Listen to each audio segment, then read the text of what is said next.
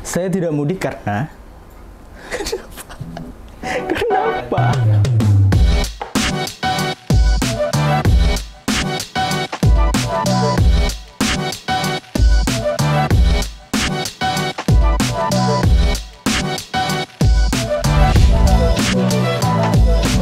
Saya nggak mudik karena apapun himbauan pemerintah, saya akan tetap mudik setiap hari pulang ke rumah.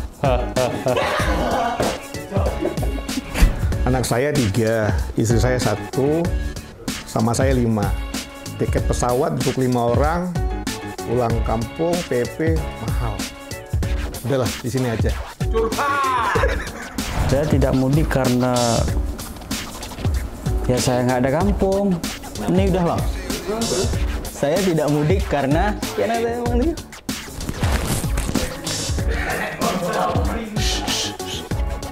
Saya tidak mudik karena saya lagi banyak job.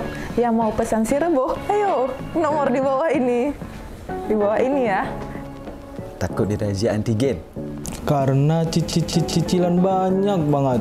Masa harus nambah cicilan lagi? Udah ditawarin lontong di rumah si bos. Saya tidak mudik karena